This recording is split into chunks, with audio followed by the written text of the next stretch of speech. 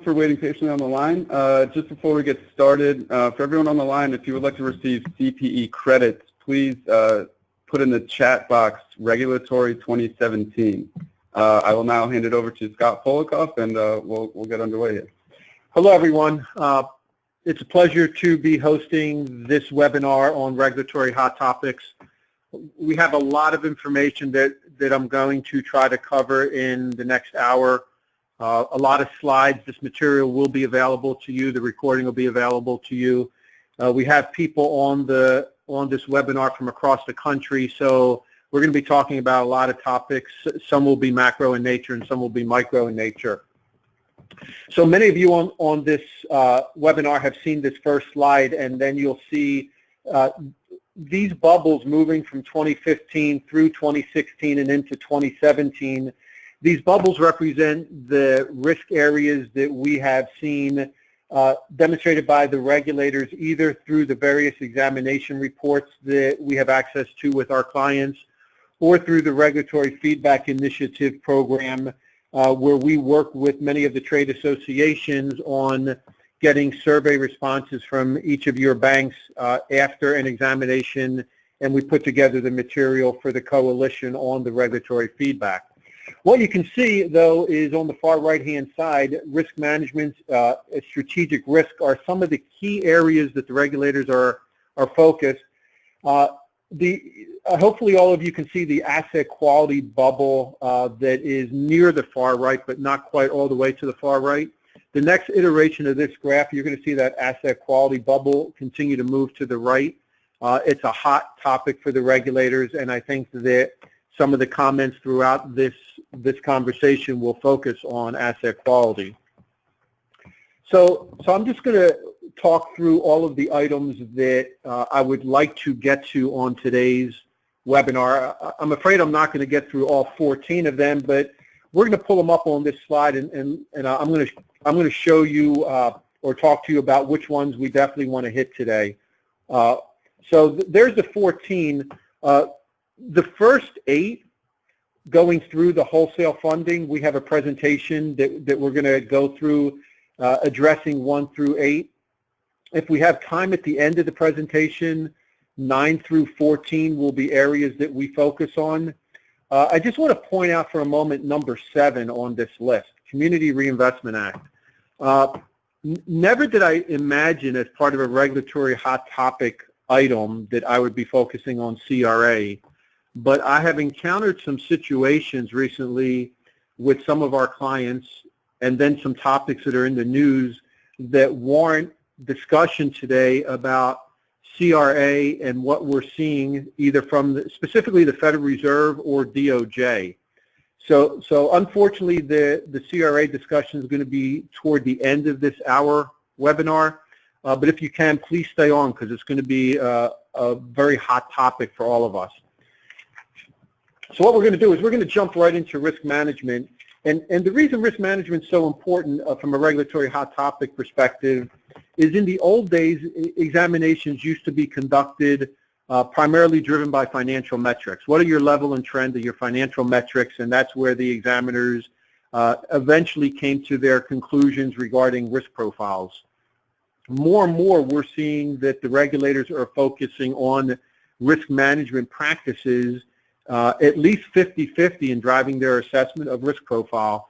And I'll give you a for example. It wasn't that long ago we saw an exam report where an institution had an asset quality rating of 3, and yet the volume of classified assets was actually under 15%. And obviously, classified assets as percent of capital and reserves under 15% would never warrant a 3 asset quality rating. But the examiners really eviscerated this particular bank for its failed risk management practices. So even though the failed risk management practices had not yet materialized into depressed or problematic financial metrics, the regulators were so attentive to this area that they obviously downgraded the institution. So when you look at this slide, and for all of our clients, this slide should be commonplace. We have a number of folks on the line who may not be our clients.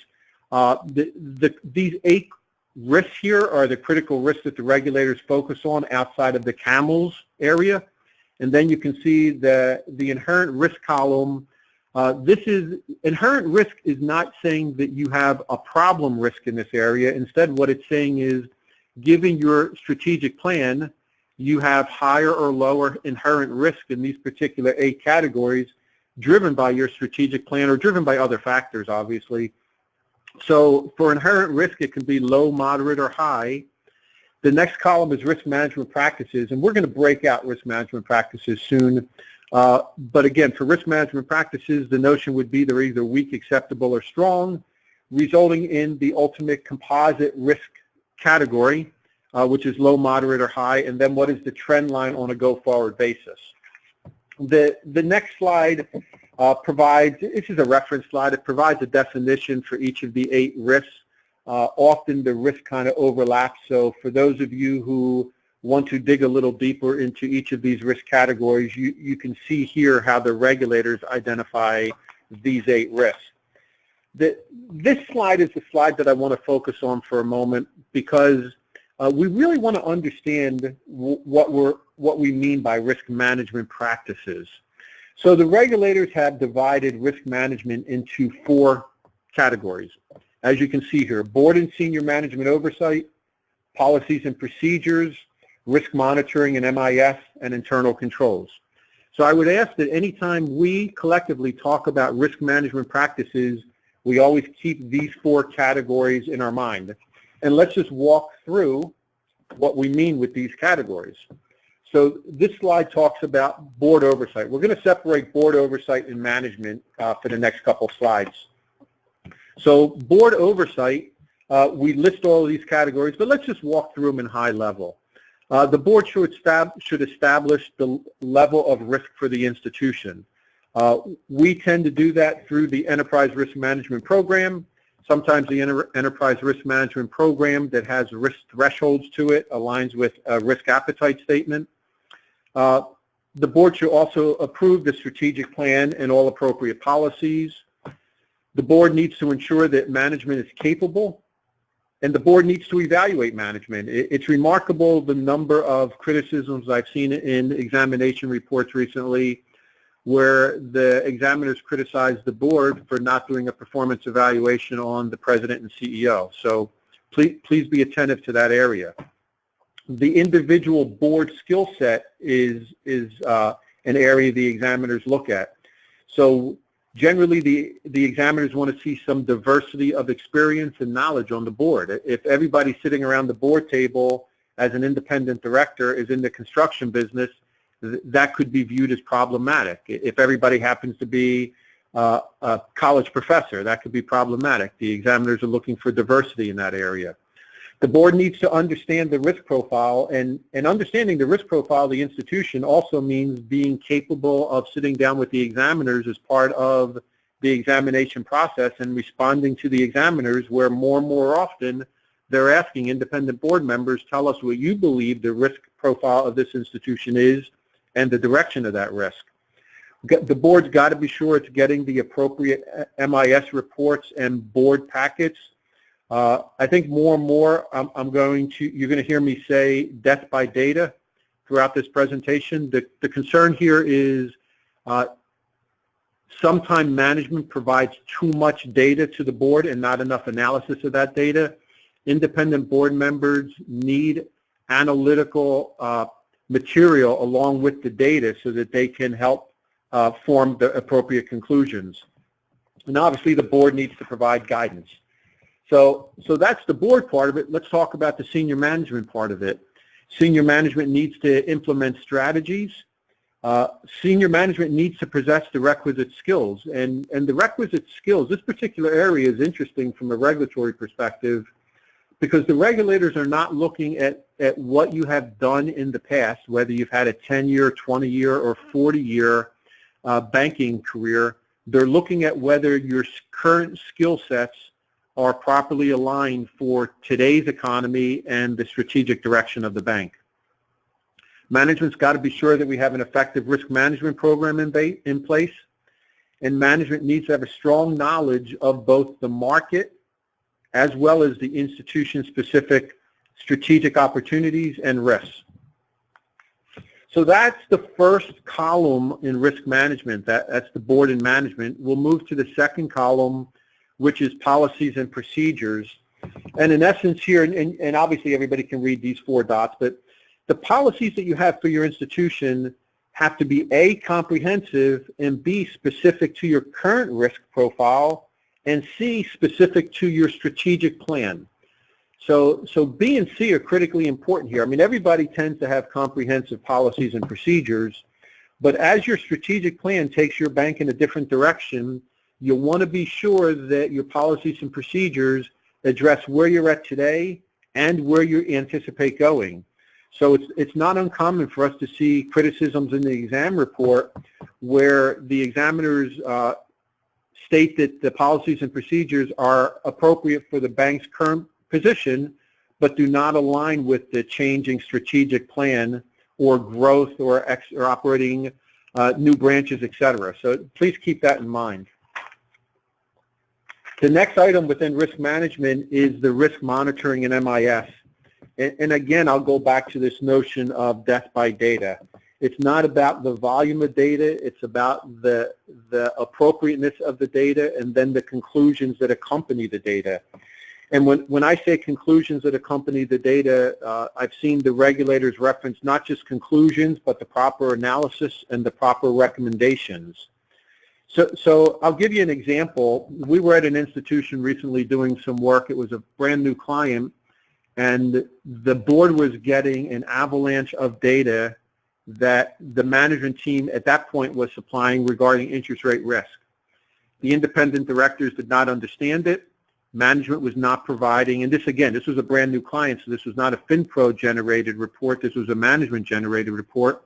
Management was not providing any sort of conclusionary analysis regarding the data, and it turned out that the bank's interest rate risk position was completely misaligned, and none of the independent directors knew that because none of the independent directors understood just the data, and management was not providing the right commentary, analysis, and recommendations. So that's what we need to be sensitive to. The next slide talks about internal controls, and quite frankly, internal controls is an area that often is overlooked in the community banking space. And let's just set the stage for a minute. When I say internal controls, we're not talking about internal audit. Internal audit generally is a backward-looking process. Internal audit generally looks at whether policies and procedures were appropriately followed, so it's backward-looking.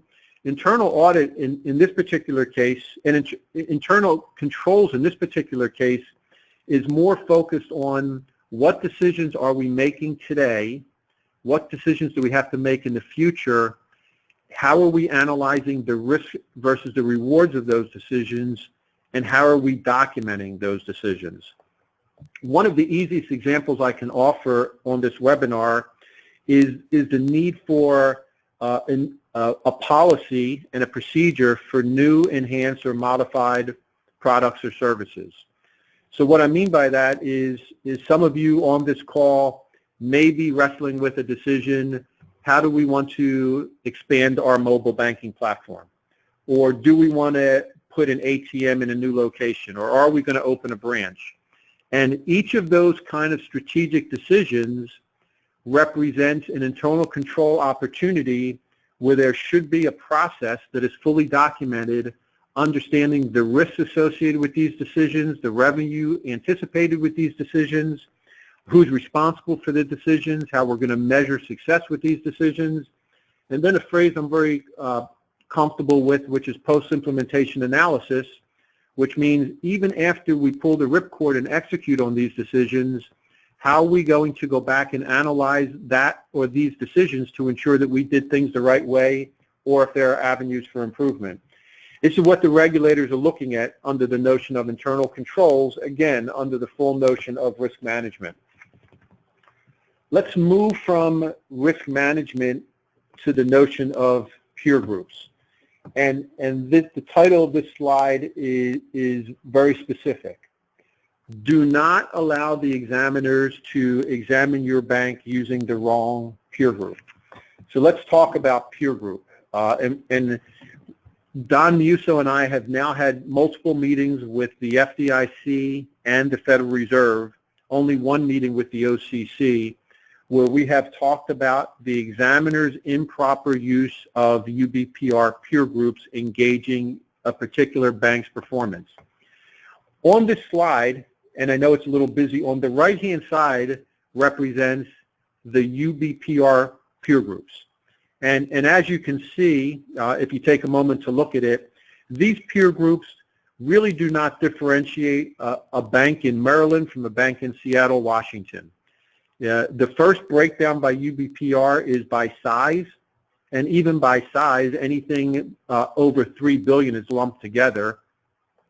But the first break is by size, and the second break is by the number of branches that you have, and then the third break is either metropolitan or non-metropolitan. So we should never have a situation where your bank, and again, we have banks from across the country, but for those on the phone who are from Dallas, Texas, I suspect that you would not want to have your bank examined and analyzed with a peer group that includes banks in Connecticut and includes banks in Detroit. I mean, it just doesn't make sense, and that's what I mean by the wrong peer group. That's what the examiners tend to use, and we're trying to get them to move away from that to a correct peer group. A correct peer group generally means two different peer groups. It's a peer group of similarly sized institutions in your local geography, and then it's a group of high-performing institutions that demonstrate financial metrics that you aspire to. You should have those peer groups identified, and quite frankly, as you're performing your enterprise risk management, you should be comparing your performance to those two peer groups.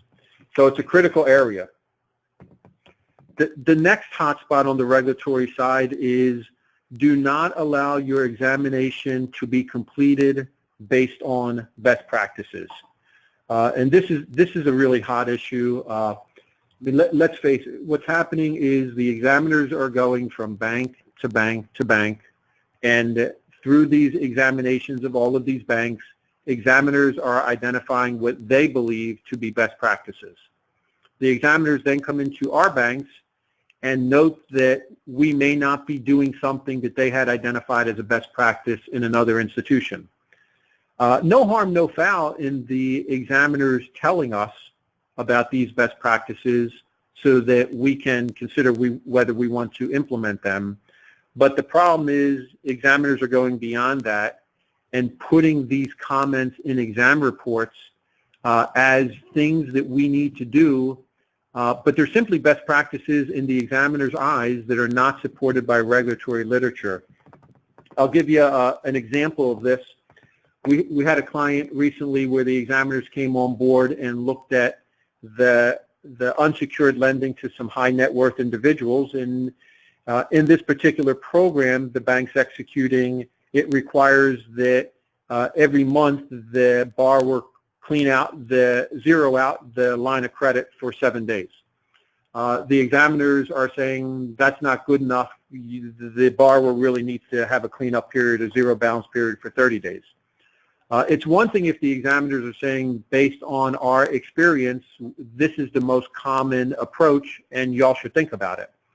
But when the examiners say and put into writing that your approach is not aligned with their expectations and that it should be, in this particular example, a 30-day cleanup period, but that is not supported by any sort of written regulatory guidance or regulation, that's a problem. And that's what I mean by we cannot be examined by best practices.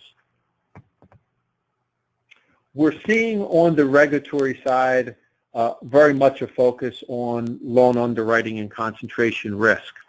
And the FDIC recently issued a supervisory insight, I believe it came out in December of 2016, that focused specifically in this area. So I wanted to extract some of those graphs and material for our discussion today. This first slide did not come from the supervisory insight. This comes from decades of experience as to what we have seen in various business cycles. And the trend line here is consistent. after we have an economic growth period, competition becomes intense for good loans. And when that competition reaches a certain level of intensity, it's not uncommon for banks to start to deviate on its typical terms and conditions. And the deviation can be providing interest-only terms when normally the bank would not do so.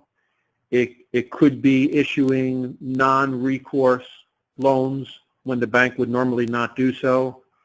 It could be giving on 3 years worth of tax returns and only requiring 1 year's worth of tax returns when the bank would normally not do so. Most often, these decisions are driven by competition. That's the first step in this problem. The second step in the problem is after giving on terms and conditions, what we see is banks start to give on pricing, where banks start to say, we normally would not underwrite this particular loan of this quality at this rate. However, due to competition or due to the need to generate volume, we're going to offer loans below market. Now, that practice in and of itself may not be a bad practice if it's aligned with a limit or a bucket. So maybe you're going to undercut market for the next 20 million of a particular category or 50 million of a particular category. But when it becomes a theme of your underwriting to drive volume, that's when we have problems. And then the third step and the worst step is when we start to give on credit quality. We've given on terms and conditions, we've given on pricing, and now we start to underwrite loans for credit that normally we would not give, we would not extend credit to that particular credit quality. This is where experience comes into play. This is where, for those of us on the phone who have been around for a while and have some gray hair and scars, we realize that it's more important to say no than yes. This is also where it's very important to maintain some sort of log, whatever you believe is appropriate, capturing and describing the kind of loans that you have not made that have been brought to you. It may be loans that never got past your initial filter, but right now we're dealing with a regulatory environment where the regulators believe inappropriate underwriting is taking place. And quite frankly, based on what I've seen recently from some non-banks, inappropriate underwriting absolutely is taking place. And what we need to do is be able to show the regulators that we are remaining very disciplined in our credit underwriting and admin approach, but it never hurts to show them a couple examples of some of the bizarre things out there that never broke through your filters. So let's look at some charts that came from the FDIC Supervisory Insight article. And in this particular chart, you can see that approximately 33% of the banks report commercial real estate or ag concentrations that exceed 300% of capital. You can see the year-over-year growth is in excess of 10%. I'm sorry, 33% of the banks grew their portfolios in excess of 10%. Not quite where we were back in the mid-2000s, but clearly we're seeing growth, and trying to sustain that year-over-year growth is unfortunately what's driving us to make some bad decisions that we captured on the prior slide. Now, this next slide is important. Remember, this came from the FDIC, and I just want to point out a couple things in this publication. First, the FDIC, for the purpose of this whole article, and it was a 20-some page article, is defining commercial real estate concentration as a bank that hits either the 300% threshold, and I'll say either the 300% threshold / 100% threshold, or the 50% growth over 3 years. That's a big or. I mean, just look at the bottom of the slide. 521 banks hit one or both of the triggers. 330 banks hit the 300% trigger, 266 banks hit the 50% trigger, but only 75 banks hit both triggers. According to the 2006 guidance, only those 75 banks are subject to the heightened underwriting requirements. Nonetheless, for this published article, the FDIC is focusing on 521 banks. It's important to understand how the FDIC is thinking about this, because if the FDIC is your primary federal regulator, this is the way they're going to be looking at the risk profile of your institution. So on this slide, you can see level and trend. From the FDIC's perspective, third quarter of 2013, the number was 350 banks. Now the FDIC is looking at a number of 521 banks, again, in a very conservative way. Carrying that conservative way forward, I just want to point out a couple things on this slide. So if we take a look at this slide, the first numerical column is if you have land and construction loans exceeding 100%. Second column is if you have CRE exceeding 300%. Third column is all other institutions. Let's remember that the regulators do not ever focus on the value proposition. They only focus on the risk proposition. That's the reason we highlighted these particular categories. You can see that the regulators believe that institutions that are not concentrated in ADC or CRE have higher capital ratios than the concentrated banks. Again, these are macro assessments, but this is what is driving the FDIC and probably all of the regulators beginning risk assessment.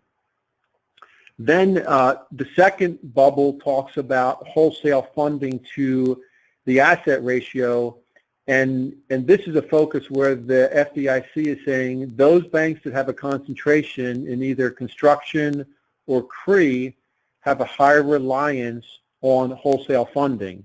And please keep that theme forefront in your mind, because we're going to be talking about that in the next couple slides. And then the very bottom circle, we identify, again, where the regulators believe that the loan growth is occurring faster with the construction concentrated banks and the CRE concentrated banks versus all other banks. So it's not surprising that the regulators believe that the risk profile of the construction and CRE concentrated banks is higher than all the other banks. That, and I don't have it in this deck solely for time purposes, but that same concept applies to ag concentrated banks. So this next slide is simply aligning what the wholesale funding looks like a percent of assets. The red is the CRE above 300. The middle line is the blue, construction above 100. And then the last one is all other banks. So it's just reinforcing graphically the FDIC's concern about wholesale funding. If the FDIC and the other regulators are concerned about wholesale funding, then that's going to be a critical element of your upcoming examination. So here's an SNL article. Probably can't read it, but I do want to point out the SNL articles from March 28th for any of you that have SNL. You know, just a couple points. So the FDIC has a community bank committee, and at this advisory committee on community banking, Rayanne Miller, who's an associate director in supervision, focused on this emerging trend of wholesale funding. And in fact, Don and I were down in D.C., I guess it was last month, meeting with the FDIC, and we were talking about bubbles, and we were talking about the ag bubble and the CRE bubble, and within CRE, the multifamily bubble, et cetera, talking about oil and gas bubble. We were surprised when the FDIC said to us, you left off one bubble, and in response to our question said it is the liquidity bubble, and specifically reliance on wholesale funding. So it is now one of the hottest areas within the examiner's focus, and this article simply points that out. So when we had this discussion down in D.C., much to our surprise, the FDIC is laser focused on listing services. So what we wanted to do is we wanted to just point out some of the recent trends in listing services, and for background purposes, here's the thought process. The FDIC and the OCC and the Federal Reserve want you to stress test your bank. You have to stress test your bank in a number of different ways. We're going to quickly get into stress testing later in this webinar. When you stress test your banks, you're at risk in a high stress scenario of falling below well capitalized. Once you fall below well capitalized, as everybody knows, you cannot continue to use broker deposits without getting FDIC approval. Also, once you fall below well capitalized, as everybody knows, you cannot offer rates that are above 75 basis points of the national average. So again, we got a couple degrees of separation here. First, we're talking about stress tests. Second, we're talking about the greatest of the stress tests that may result in your capital falling below well capitalized. Then we're to the third level, which is if you're using broker deposits, you can't do it without FDIC approval. And then the fourth level is if you're offering rates that are more than 75 basis points above the market rate, you can no longer do that without FDIC approval. And by the way, if you fall in your capital ratio below adequately, you cannot use them at all, regardless of approval. You simply can't use them. So the FDIC is focused on listing services. Let's walk through quickly what some of these slides look like. So this particular slide is 6-month money. It goes from 2009 to 2017. The green is the necessary rate for listing service, and the red is the FDIC's market rate. And you can see for the longest period of time, no worry, no harm, no concern. Listing service rate, we're staying well below the market rate. Then we can see, and we'll flip to the next slide, this is the same 6-month money, but now it's only over a 2-year time frame. You can see in 2016, actually early 2016, we got above the FDIC market cap rate. You know, and now we're only 15 basis points, 18 basis points above the market cap rate.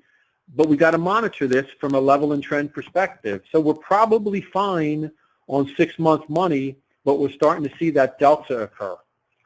Let's go from 6-month money to 1-year money. Again, this is a longer trend line from 2009 to 17. 1-year money, a similar trend that we saw before. Let's now zero in on the 2-year time frame. Again, 1-year money. And you can see that the FDIC rate's just a little over 1, and we got to be offering about 130 for 2-year money for listing service to be successful. Again, still within a comfort zone, but we really got to monitor that gap and how fast that gap is going to expand from a stress testing perspective. Now let's go to 2-year money, because now we really start to focus on some issues that are going to be potentially problematic. We look at 2-year money. Here's the 09 to 17 chart, very similar. But when we zero in on the 2-year money, and now this is over a 2-year time frame, you know, what's happened over the last few months has really just popped up the listing service rate. You can see we're at about 117 for FDIC market rate, and we're getting close to 160 for success listing service for 2-year money. And there are many people who believe that gap's going to continue to grow. So if you're issuing 2-year money with listing service and your stress tests show that you fall below well capitalized, this is where the regulators are going to start to poke and prod a lot, and we need to be prepared for it in our risk management, in our enterprise risk management, as well as our contingency funding plan and our enterprise risk management. I'm sorry, enterprise risk management and our contingency funding plan. Then we have 2 more graphs. This is 3-year money, and you can see on the 3-year money the same examples that we've gone through and that gap. It seems like most of the activities in the 2-year money, and I think that's where the risk is going to be. Let's not lose sight of savings and the money market rates. You can see the savings rate is 0.06 for the FDIC national market rates. Money market's 0.08. We're starting to see a lot of interest in banks across the country in coming up with promotions. Some of the promotions are hovering around 1 or 125 for savings or money market. just beware. There's nothing wrong with that, except from a planning perspective, if your stress tests again show in any of the scenarios you're falling below well capitalized, offering those kind of rates is going to require FDIC approval, and there's going to be a lot of push by the regulators for various other options. Let's go into concentration risk a little bit.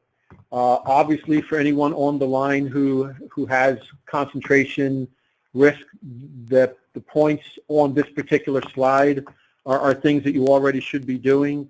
And again, we're gonna define concentration at the highest level. So whether it's CRE concentration, ag concentration, oil and gas concentration, and that's just at the first tier. It's very easy to identify concentrations well below that, whether it's particular industries, geographies, et cetera. So you got to have strong risk management programs. You got to have strong credit admin practices, heightened liquidity management, strong MIS and reporting, comprehensive loan review, and strong ALLL policies and practices. And when I say policies and practices, what we're really saying is the ALLL balance better be appropriate, and the methodology has to be appropriate. And we're going to talk about ALLL in a little bit. So some insights came from the supervisory insight, and I would like to walk through a couple of these. We're going to pop them all up on the screen first, so you can see them all. And then we'll just walk through a couple of them. So these are from examination reports that the FDIC has conducted or reviewed, and these are weaknesses the FDIC believes exist in loan underwriting, credit admin, or oversight practices. So the absence or unsupported or excessive board-approved limits for CRE, we're seeing this more and more. So we have plenty of clients that have 500 or 600% concentration limits with CRE that the regulators have approved, but it can't be adequate for the board to simply come up with a number and say that's our number. There needs to be a lot of documented analysis supporting why that number is correct, and then obviously there needs to be documented sublimits within that category. For underwriting weaknesses, if there's an excessive number of loan policy exceptions, and we're going to talk about loan policy exceptions, if we're not tracking them properly, if we're not doing cash flow analysis, and specifically global cash flow analysis properly, including analyzing our guarantors, these are the kind of things that the regulators are uncomfortable about. If we're not stress testing appropriately, if we're not stress testing our assumptions appropriately, if we don't have an adequate internal loan review coverage program, or if we're switching various external loan review firms and we're not documenting why we're switching them, these are the kind of things that, they're focused on. If we're not stratifying our concentration categories properly, so obviously it's not sufficient to simply say we have a CRE concentration or an ag concentration or even an oil and gas concentration. We need to stratify it multiple levels down. We need to be sure that we're doing a comprehensive market analysis.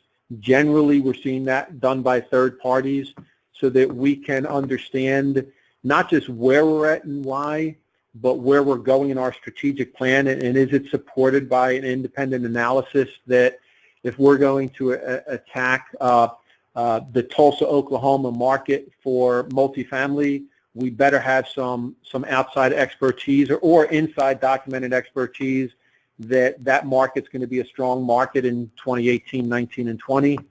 And this market analysis that I'm talking about, again, generally by a third party, we also use that to say, do we need to rebalance our portfolio?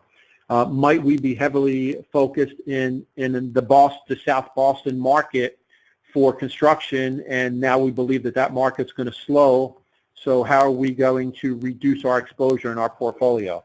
All those things need to be done, and they need to be documented. On top of the FDIC supervisory insight, we got the Office of Inspector General involved with doing its own studies, and quite frankly, that's always dangerous, because when the OIG does studies, all the examiners pay attention to it and ensure that they focus on it. So in this January 2013 OIG study, the OIG said that, hey, the real problem with the crisis in the mid to late 80s was aggressive CRE and construction lending, coupled with inadequate risk management practices for loan underwriting, credit admin, and credit quality review. So, okay, no harm, no foul. I like the fact that the OIG recognized that it wasn't just aggressive commercial real estate concentration lending or aggressive acquisition development or construction lending, that it was a combination of that with inadequate risk management practices. But again, it's going to drive the regulatory focus on risk management practices. And the OIG in 2012 also did a study that really just focused on the acquisition, development, and construction lending, and came up with a number of issues that it identified. We have them listed here. The board needs to be well-informed and active, needs to be a strong management team, need to have sound credit, admin, and underwriting, adequate capital. Interestingly here, the OIG specifically called out the problem of relying on broker deposits to fund growth, and we're going to talk about that in a minute. And then lastly, the OIG said that one way for banks that were focused in these areas not to have really suffered a lot of deterioration was when they were responsive to examiner concerns. And again, we're going to talk about broker deposits in a moment. We mentioned loan exceptions, and it's critical that management present to the board at least quarterly all exceptions to policy, including covenant exceptions. It's got to be well documented. Obviously, anytime there's an exception, there should be the appropriate management level approval. And the minimally quarterly reports to the board for these exceptions should be stating the aggregate number of exceptions, the breakdown of exceptions by what type, the justification for why we believe either the board should approve or management has already approved granting the loan with the exceptions, and then a trend analysis as to whether the number of exceptions in these areas are growing or shrinking. It's an area that the regulators are going to be looking for. I just want to quickly go through stress testing. It's clearly an area that is getting attention at every regulatory examination, regardless as to the agency. Whether it's loan stress testing, liquidity stress testing, capital stress testing, or interest rate stress testing, across the board, and I'll say almost regardless as to the size and complexity of your institution, you must be doing stress testing. The depth of the stress testing may vary given the size and complexity, but the notion of stress testing minimally in these areas is critical. I'm going to focus a little bit on portfolio stress testing. It needs to be done. It needs to be done a number of different ways to ensure that we're horizontally looking at the portfolio by either concentration of product, concentration of service, concentration of geography, etc. We also need to be doing loan level stress testing. This is just a rather basic example. Some of you have seen this before, but you all know not every loan is created equal. Within the portfolio stress testing, we strongly urge you to do stress testing, and the way we want to do stress testing at the portfolio basis is very much on a probability of default and loss given default, right? DSC is very much equated to or correlated to probability of default. LTV has a correlation to loss given default. You always want to run those numbers and then capture them as a percent of risk-based capital. So what we want to do is we want to do portfolio stress testing, and then for institutions that have a certain risk profile or above a certain size or complexity, absolutely need to be doing loan level stress testing, especially in your concentrated areas. And for most of you, that's going to be in commercial real estate or ag. The next slide is just another example of when we do stress testing, what that means at the portfolio level. And I just want to focus on the three columns to the far right. We'll say the three columns to the far right, where you can see stress test results based on a baseline stress test, an adverse stress test, and a severely adverse stress test. Those terms come from from Dodd-Frank, from either the CCAR, which is for stress testing of institutions above 50 billion, or from DFAST, Dodd-Frank Act stress testing, that is for institutions between 10 and 50 billion. For any of institutions on this call, I would urge you that we need to be doing stress testing based on these terms of baseline, adverse, and severely adverse, but I would urge you to stay away from any CCAR or DFAST terminology. What we have seen is it was common practice in the past to rely on the terminology generally offered by the Federal Reserve once a year in putting out their baseline adverse and severely adverse financial metrics. Unfortunately, by using that data and then applying it to our community banks, the regulators were trying to pin us into a corner and expecting us to use a methodology. When I say us, I mean all of us on the line right now, use a methodology that was entirely too complex for your organization. So it's fine to focus on baseline adverse and severely adverse. It's even fine to extract some of the data that the Fed is issuing once a year on those particular stress scenarios, but please do not refer to any of this as DFAST or CCAR stress testing. I'm just going to skip that slide.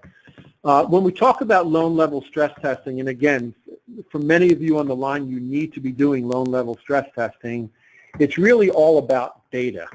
And what we find when we help our clients is it takes a while to collect the data that currently exists either in your credit files or your collateral files and put it into a database so that the material can be incorporated and then stressed appropriately. And as you can see with these bullets, you know, we're going to really want to stress test some of your loans based on a tenant concentration or when leases are renewing or various vacancy rates. So getting this data, and all these bullets are important, but getting the data aligned with what we have noted here into a database is critical for loan level stress testing. We talked about an appropriate ALLL balance and methodology. So this is the kind of slide that the FDIC and the OCC and the Federal Reserve look at that causes them to be concerned. The regulators use the term directional consistency. Directional consistency applies to both risk and volume. As your loan volume is increasing, all things being equal, the regulators would expect your ALLL balance to be increasing. Doesn't necessarily need to be increasing at the same pace, but directional consistency. Or if your risk profile is increasing, the regulators would expect to see your ALLL balance increasing. This particular example, you can see the CRE concentration as percent of loans, and you can see that the CRE portfolio is increasing against an ALLL balance that is declining. And I could say in this example, without a doubt, the regulators are going to really poke and prod at whether the ALLL balance and methodology are appropriate. So this listed here, and you all know this, these are the 9 qualitative factors under ASC 450, the old FAS 5, for how to look at and analyze the methodology for non-impaired loans. What I want to point out here is as we see an economy changing, as your strategic plan captures greater concentration in particular loan products, this is how you should be adjusting your ALLL methodology to increase your ALLL balance. I also want to point out, please do not yet incorporate CECL into your ALLL methodology. CECL is not yet in play. Obviously, it's going to be in play in the next couple of years. It's not yet in play. The reason I ask you not to incorporate CECL calculation into your methodology is, number one, when it becomes live, the regulators across the board are expecting to see an increase in your ALLL balance. It's debatable whether it's going to be a 20% increase or a 200% increase, but they're expecting to see an increase. If you try to incorporate CECL now, you're going to lose that increase down the road, and it's going to create some communication problems with the regulators. Moreover, when it's time to implement CECL, it's going to be a below-the-line adjustment to implement CECL. If you do it now, you're not going to have the luxury of a below-the-line item. So please be careful, and obviously you can always give us a call if you have any questions on that. The last part of this presentation is going to be focusing on CRA. And none of you on the line need to be CRA experts to accept the message that I want to relay here. And the message that FinPro wants to relay is there are some things occurring on the CRA front that are very troubling. It pertains to both DOJ, the Department of Justice, as well as probably all the regulators, but absolutely the Federal Reserve. So let's talk about what we're seeing. We're seeing a situation. So let's first get our sea legs. 12 CFR 228.41 describes how to set the assessment area, and as you can see on this particular chart, it tells you that generally you set your assessment area based on an MSA or metropolitan division, or you can set it on one or more contiguous political subdivisions such as counties, cities, or towns. I want to emphasize that's an or. You can do it either by MSA or you can do it by counties, cities, towns, etc. And then part number 2 under this particular reference is that generally you set your assessment area based on where your main office is located, where your branches are located, where your deposit-taking ATMs are located. Then, in addition to those 3, you will also look at any of the surrounding geographies where you have originated or purchased a substantial portion of your loans. And I cannot emphasize enough substantial portion. So CRA has not changed. You set your assessment area based on where your main office, branches, deposit-taking ATMs are, as well as if you have a substantial number of your loan portfolio originated or purchased from some of the surrounding geographies, you would want to incorporate those. CFR 228.41 also says that you can adjust your assessment area, even if you're using a county, a city, an MSA, you can adjust it for the area that you believe you can reasonably be expected to serve. So you're not expected to absolutely include the entire area if you know and your strategic plan shows you're not planning to and cannot serve that whole area. Okay, so this is pretty clear. This hasn't changed in years. This is the way a bank is supposed to set its assessment area. We're now working with a client that is dealing with the Federal Reserve Bank of Boston. The Federal Reserve Bank of Boston is relaying a message that I believe is completely contrary to this particular statute. And the Federal Reserve Bank of Boston is saying that it's not just Boston, every single Federal Reserve bank is relaying this message. And this message, I'm paraphrasing, is your assessment area needs to expand to the farthest reach of where you have originated a loan and work backwards. That's in complete contravention to what we put up on the slide previously. The Federal Reserve Bank of Boston purportedly has said that you need to include an entire MSA, or I'm going to say almost an entire MSA, regardless as to whether you plan to initially serve that entire or almost entire MSA. So in this particular case with this client, the Federal Reserve was telling this client that it needed to include the entire city of Boston south of the St. Charles, even though the bank wanted to expand its assessment area and had documented support for expanding its assessment area to only 2 counties in the southern part of Boston. This is incredibly troubling. And it's incredibly troubling because the Federal Reserve Bank of Boston purportedly in this meeting with the bank referenced what DOJ is doing and that the regulators are simply following suit. So let's move from this slide in the last couple minutes that we have on this webinar to what the DOJ is doing. The DOJ announced a redlining lawsuit against Klein Bank. Now, this lawsuit was announced on January 13th, and I think it's noteworthy that it was before January 20th and the new administration coming in. So one could only hope that things will change with the new administration. I don't know. But DOJ announced this against Klein Bank, which is a $1.8 billion bank in Minnesota. It also announced a similar lawsuit against two banks in Ohio. But I'm going to focus on this Minnesota bank, which is really the most egregious.